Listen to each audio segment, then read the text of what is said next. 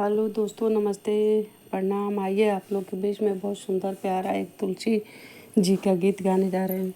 तुलसी लहरिया ले हो, राम तोहरे अंगनवा, तोहरे अंगनवा, राम तोहरे अंगनवा। तुलसी लहरिया ले हो, राम तोहरे अंगनवा।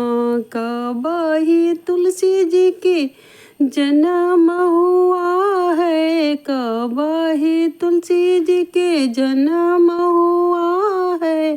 कब हुई दुई पात हो, राम तोहरे अंगनवा।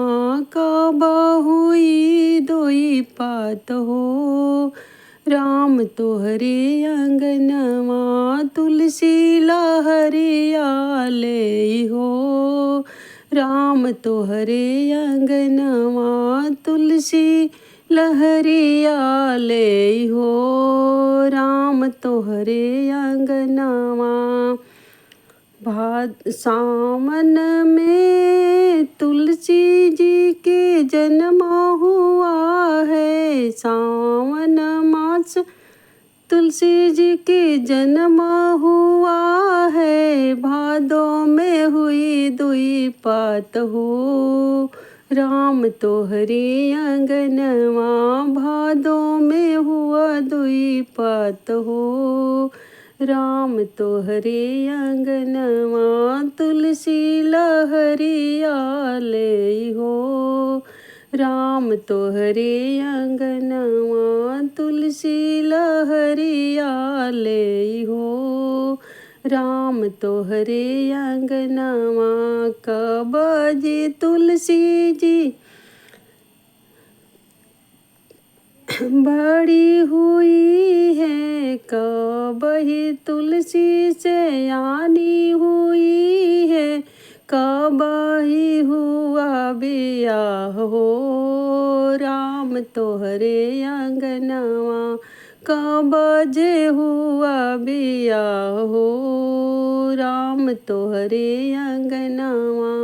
कब ही तुलसी बड़ी हुई है, कब ही तुलसी से यानी हुई है। कब जे हुआ बियाह हो, राम तोहरे अंगनवा। कब हुआ है बियाह हो, राम तोहरे अंगनवा। तुलसी लहरिया ले हो, राम तोहरे अंगनवा। तुलसी लहरिया ले हो, राम तोहरे अंगनवा। कुंवार में तुलसी जी भैले से यानी, कुंवार में तुलसी जी भैले से यानी। कार्तिक में भैले बियाह हो, राम तोहरे अंगनवा।